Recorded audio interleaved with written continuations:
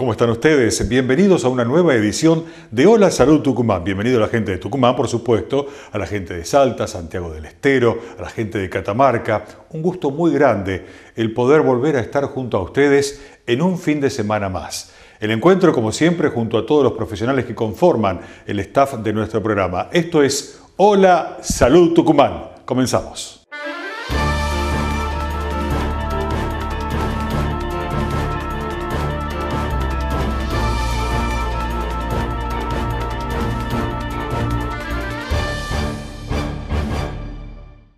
En este bloque vamos a hablar sobre urología y hoy estamos acompañados del doctor Alejo Rasguido, integrante del Centro Urológico Rasguido que funciona en la ciudad de Tucumán.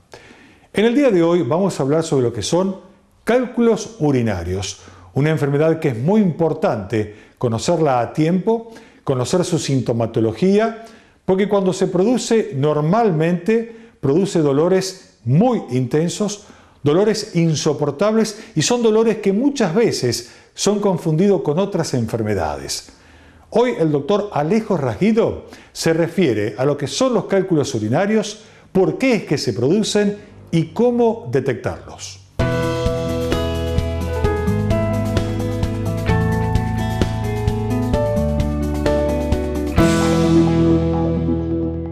Las litiasis urinarias son acúmulos de cristales que se producen por filtración en exceso de algún componente a través del riñón y que decantan en la vía urinaria y se compactan. Al comenzarse el proceso de compactamiento, generan inicialmente una especie de barrito para luego formar los conocidos cálculos renales o piedras en el riñón. Bien. De acuerdo a la localización y al tamaño de la piedra, va a ser la conducta y el tratamiento que debemos tener ante este problema. Para llegar a conocer esta característica es muy importante realizarle primero al paciente una ecografía para saber el tamaño, la localización, etc. Un análisis de orina para descartar que no haya infecciones urinarias, porque muchas veces las piedras predisponen a infecciones y las infecciones también predisponen a las piedras. O sea, pueden ser las dos vías del proceso de formación. Cuando tenemos el diagnóstico es esencial y muchas veces realizar una tomografía cuando la piedra se encuentra ya descendiendo en el conducto, porque la ecografía solo muestra el riñón y la vejiga. La tomografía ya nos determinaría la localización exacta en el caso que se encuentre en el conducto. Una vez que se descarta una infección urinaria, pasamos, de acuerdo a lo que nos informa la ecografía, a un estudio de mayor complejidad, que es la tomografía. La ecografía solo muestra riñón y vejiga, no nos muestra el conducto por donde baja la orina. Por lo tanto, es necesario realizar este estudio complejo para ver los múltiples cortes, todo el trayecto y en qué localización se encontraría la piedra en descenso. Bien, clínicamente, las piedras, si se encuentran tanto en el riñón o se encuentran en vejiga, pueden generar cierta molestia, pequeño sangrado y un poquito de ardor. Pero la piedra, cuando comienza el descenso que produce la obstrucción del conducto, genera el conocido cólico renal o cólico nefrítico. Es un dolor muy intenso, generalmente localizado en las zonas lumbares y que el paciente no tolera ningún tipo de posición. Este dolor suele aumentar con los líquidos y generalmente suele calmar con analgésicos por vía oral o por vía intramuscular o endovenosa, dependiendo la tolerancia al dolor del paciente. Cuando tenemos este cólico, lo importante siempre es suspender los líquidos. Normalmente el mito que se tiene, piedra en el riñón, líquidos. Sí, si la piedra se encontraría únicamente en el riñón, sí, pero cuando ya comienza a descender y hay cólico, darle más líquido al cuerpo implicaría que el riñón filtre más, al estar obstruido el conducto, genera una dilatación de la vía urinaria y empeoraría el dolor. Por lo tanto, en esos casos es importante suspender los líquidos y manejarlo como un analgésico hasta visitar al urólogo, así lo examina. Bien. Con la tomografía, como le decía, determinamos el tamaño, la localización y en base a eso ya definir el tratamiento. Actualmente, como tratamiento para las litiasis, para las piedras, hay un tratamiento que es el tratamiento expulsivo. Generalmente cuando la piedra se encuentra desde el uréter medio, o sea, de la parte media del conducto hacia abajo, existe un 95% de probabilidades que lo elimine con una medicación que usamos para la próstata para relajar el músculo, que es la tamsulosina. Esa medicación lo que hace es relajar las paredes del conducto y hacer que la piedra vaya lentamente descendiendo. Obviamente con un tratamiento analgésico y evitando los líquidos. No significa que tomar mucho líquido va a ayudar a aumentar la presión y expulsar la piedra. Eso no es real y de hecho le genera al paciente mayor dolor durante el transcurso que puede expulsarlo en su casa, ambulatorio y con todas las comodidades que eso implica. Cuando son piedras más complejas, o sea, o más grande o más alta, ya es necesario recurrir a un tratamiento endoscópico, la llamada endourología. Generalmente esta endourología la realizamos tanto en hombres como en mujeres, porque la litiasis es un problema de ambos sexos. Entramos por orificio natural, que es por el conducto por donde uno orina, llegamos hacia vejiga y a través de vejiga ya subimos por el uréter para ir a encontrarnos con la piedra y a partir de ahí comenzar un tratamiento con ondas, con golpes, con una varilla de metal que lo que genera es fragmentarla la piedra. Bien, una vez que la fragmentamos ya es más sencillo descenderla y se va bajando fragmentos por fragmento. Esa es la conocida litotricia endoureteral. Cuando las piedras se encuentran en el riñón, hay diferentes tipos de tratamiento. Bien, cuando son piedras pequeñas, menor a 4 milímetros, lo aconsejable siempre es un tratamiento expulsivo y ahí sí es necesario tomar mucho líquido para favorecer el flujo a nivel renal. Cuando estas piedras son mayores, actualmente disponemos del nuevo equipo de la litotricia extracorpórea por ondas de choque. Se pone al paciente o al paciente en una camilla, se les pone una especie de bobina o de globo en la zona lumbar que emite ondas que viajan a través de los tejidos. Una vez localizada la piedra, la fragmenta en varios pedacitos y así favorece al descenso de las mismas. Esos son para litiasis de pequeños tamaños, 1 centímetro y hasta 1,5 centímetros. Cuando la piedra es más compleja, o sea, ya son piedras de mayor tamaño, localizaciones más altas, ya es necesario recurrir a cirugías renales percutáneas, que es a través de la piel, se coloca un tubo y a través de ahí entramos con una cámara y ya rompemos las piedras que son más grandes y llevan mayor tiempo. Pero con un postoperatorio sumamente indoloro, pequeñas molestias más que nada por la sonda y el paciente se va a la casa a las 24-48 horas.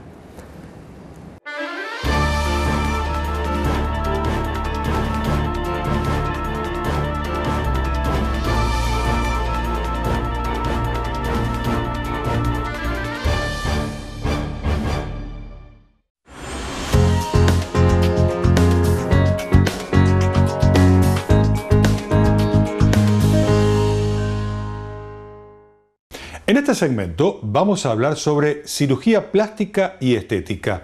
En la ciudad de Tucumán hay un excelente profesional muy reconocido en la materia y es el doctor Eduardo Palazzo.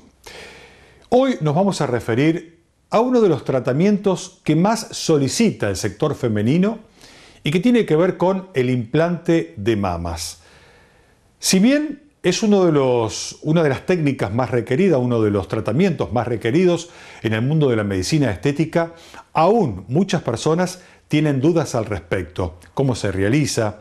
¿Cómo son las siliconas que se suelen usar en este tipo de cirugía? ¿Quiénes son las personas que verdaderamente necesitan de un implante de mama? El doctor Eduardo Palazzo, desde la ciudad de Tucumán, hoy nos habla al respecto.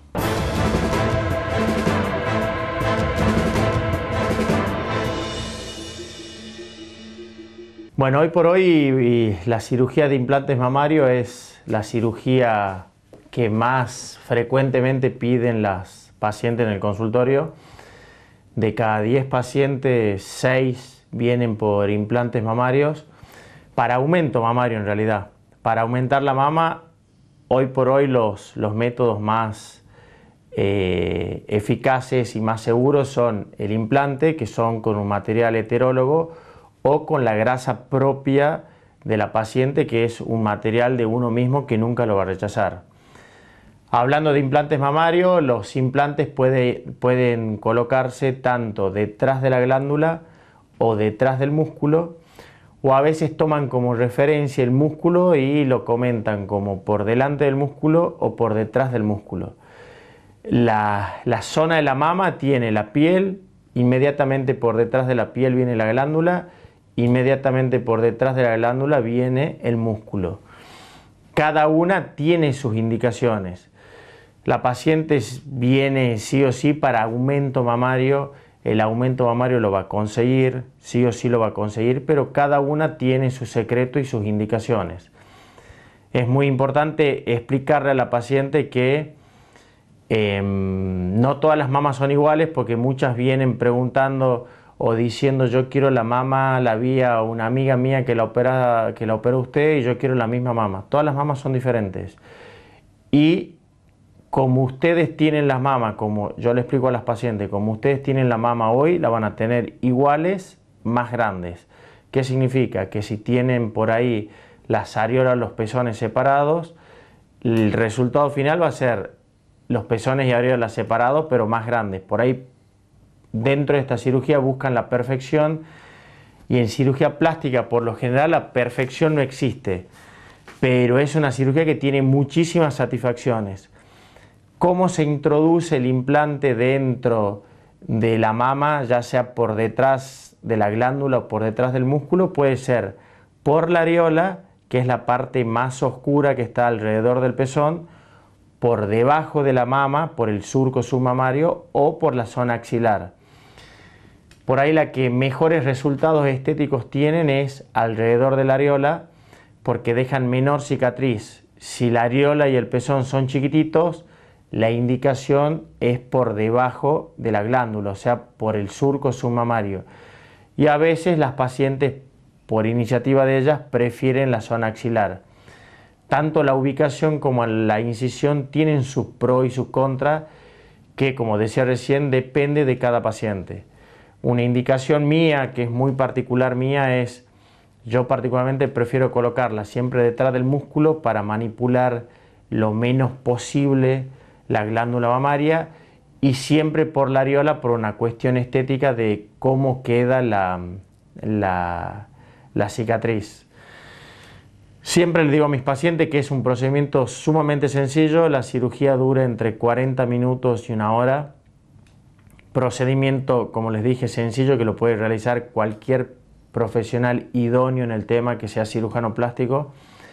Y lo más importante es tratar de realizarlo en un centro habilitado, ya sea un hospital o un sanatorio que tenga las habilitaciones correctas, y colocar implantes mamarios que tengan su seguridad y que estén avalados ya sea por FDA o por ADMAT. Cualquier cirugía, el resultado definitivo se ve entre los 2 a 3 meses. Hay un periodo de 20-30 días de inflamación, en donde particularmente en las mamas yo siempre a las pacientes les digo: primero te la vas a ver una más arriba que la otra, una más inflamada que la otra. Por lo general la mama de la mano hábil se inflama mucho más que la mama de la mano que no la usas habitualmente, pero el resultado final de toda cirugía estética a partir de los 2 o 3 meses.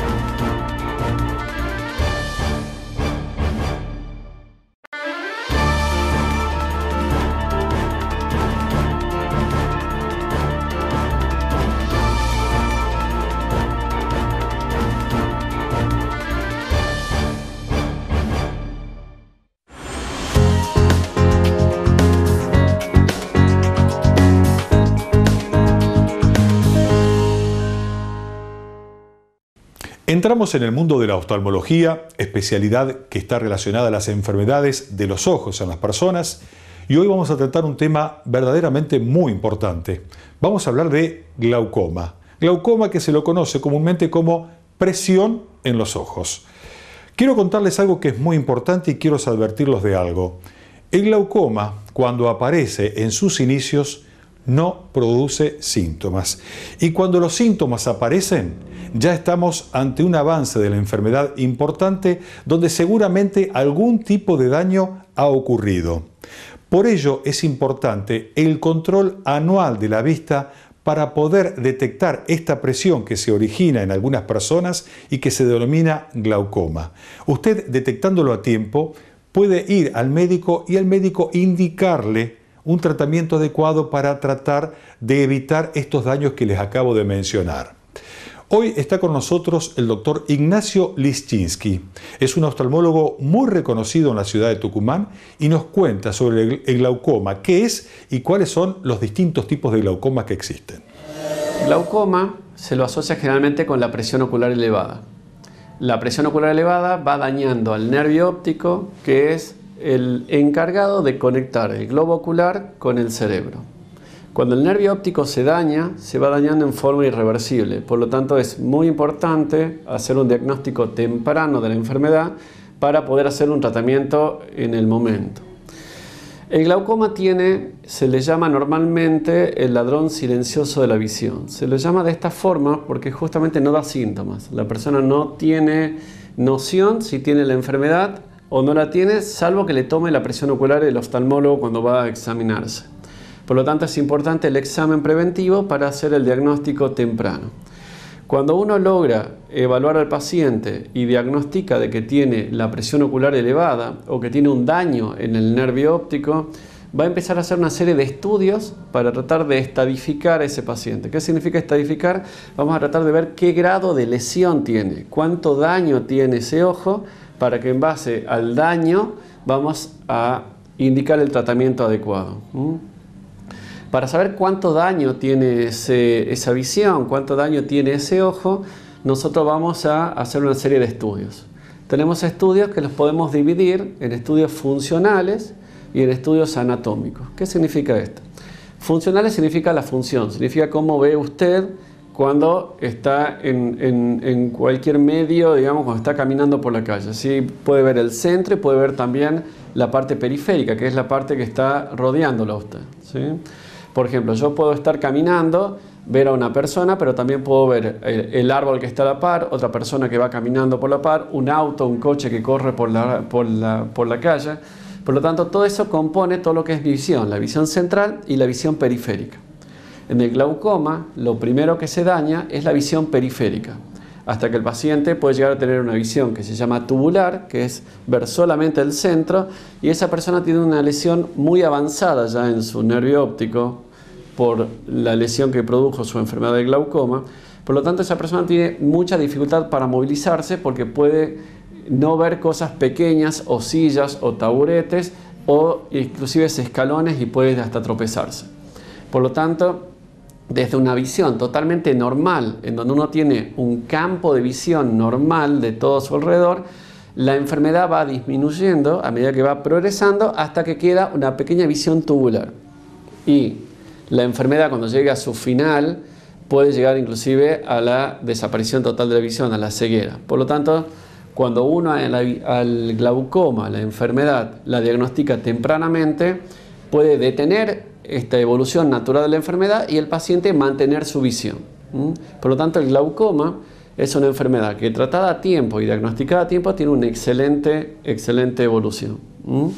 Ahora, ¿qué estudio vamos a hacer? Como le venía recordando, tenemos estudios funcionales de cómo ve el paciente. A mí me interesa saber cómo está su visión y cómo impacta la enfermedad en su visión. Entonces, la calidad de vida del paciente, de cómo va a desarrollar su vida natural y normal de todos los días, depende de cómo se pueda mover él en su vida diaria de relación.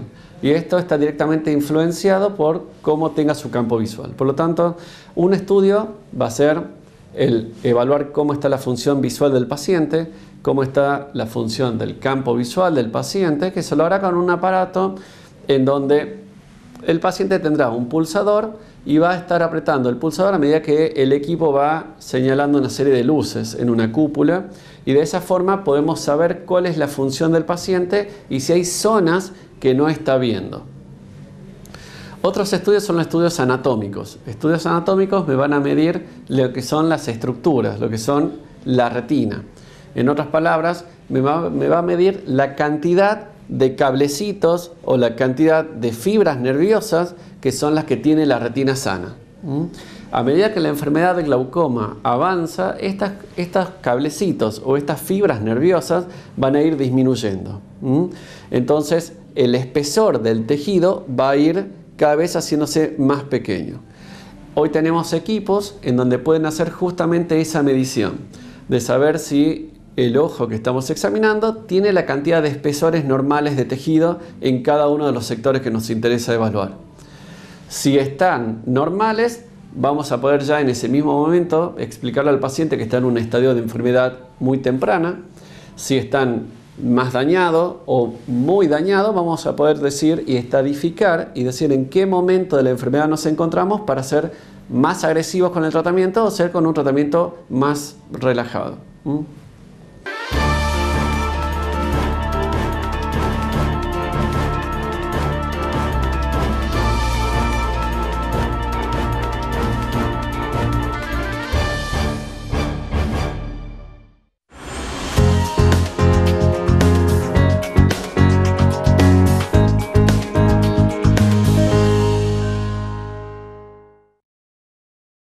En este bloque vamos a hablar sobre cardiología. Cardiología, como su palabra lo indica, es la especialidad de la medicina que atiende a los problemas que tienen que ver con el corazón, arterias y venas. Es el aparato encargado de llevar sangre a todo el cuerpo humano a través de la gran bomba que tenemos, que es el corazón. Obviamente que hay muchas enfermedades que están vinculadas a esta especialidad y que a usted le va a interesar sobremanera, porque aunque a usted le parezca mentira, la principal causa de muertes en el mundo entero tiene que ver con los problemas cardiovasculares, o sea, cardio con el corazón, vasculares a través, reitero, de venas y arterias. En segundo lugar, recién está el cáncer. Así que fíjese usted si debemos prestarle atención a esto o no. En la ciudad de Tucumán funciona el ITEC, es el Instituto de Tucumán de Enfermedades del Corazón. Un instituto muy importante, con muchos años de trascendencia, de trayectoria en el tema, y hoy estamos en compañía con uno de sus integrantes, que es el doctor Daniel Perillo. El doctor Daniel Perillo hoy nos va a hablar sobre la prevención cardiovascular. ¿Qué es lo que nosotros debemos tener en cuenta para saber que estamos cuidando nuestro corazón? El doctor Daniel Perillo desde el ITEC, en la ciudad de Tucumán.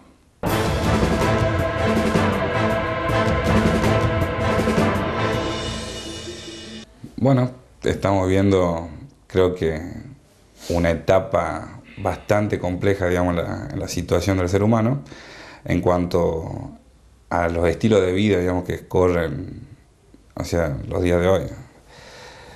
Estrés, falta de tiempo, más que nada, digamos, para hacer cosas básicas, digamos, como preparar los alimentos, dedicarse un poco a la vida sana, por decirlo de alguna forma, hacer actividad física.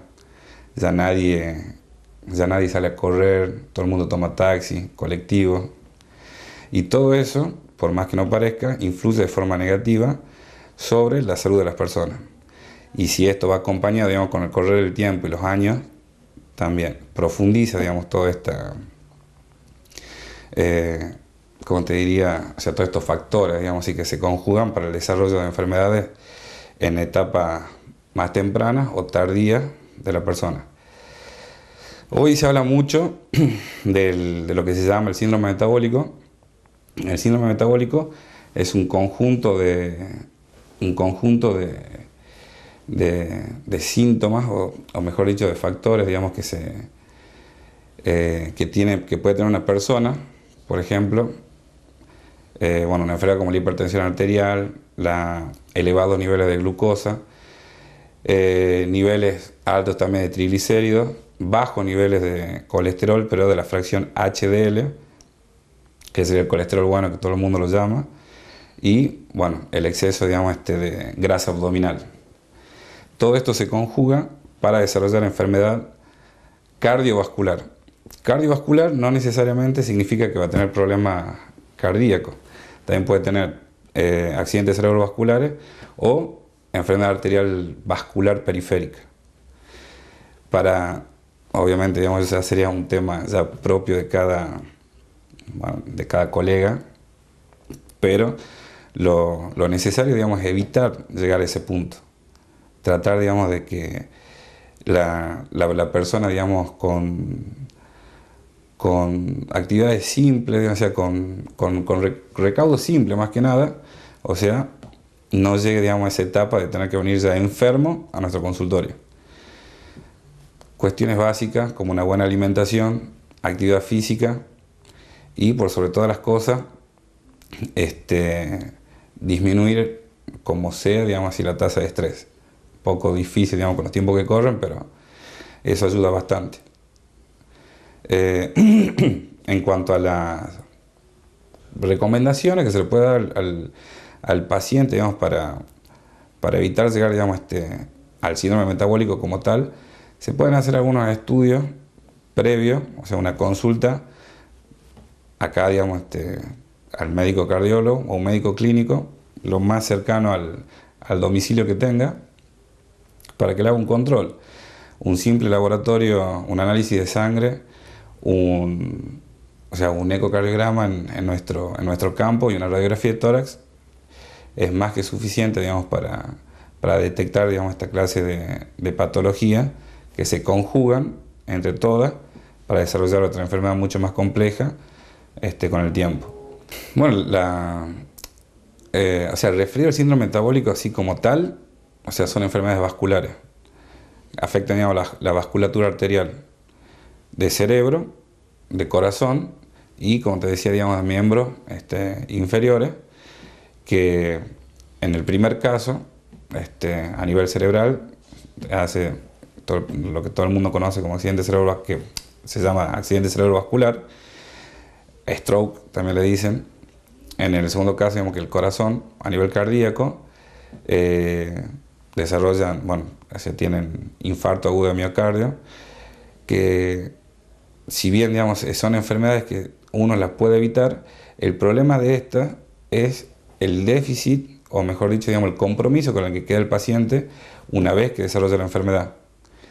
Ese compromiso con el que tiene el paciente, ya sea un déficit motor o la imposibilidad de hacer actividad física porque tuvo un infarto, se podría haber evitado tiempo atrás haciendo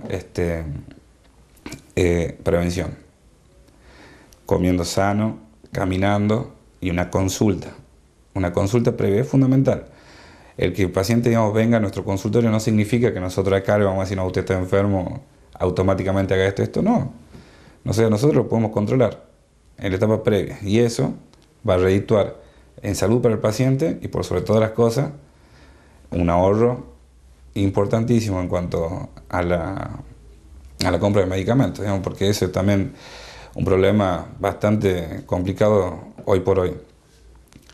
Y bueno, el último caso, que sería el de las enfermedades vasculares periféricas, y bueno, también, digamos, el paciente tiene imposibilidad de caminar, digamos, porque tiene ya muy enferma la vasculatura, no hay buena irrigación, o sea, se taponan las arterias, o sea, con placas ateromatosas, todo lo demás, y eso, o sea, como te digo, o sea, lleva, digamos, a la enfermedad.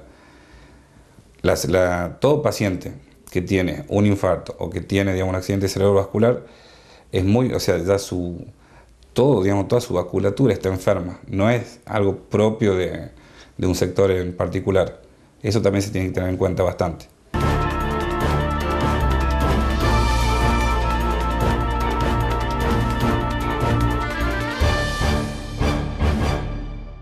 Hasta aquí hemos llegado en una nueva entrega de Hola Salud Tucumán. Espero que el programa de hoy haya sido de su agrado, haya sido de su interés y, por sobre todas las cosas, de su utilidad, que haya sido verdaderamente útil.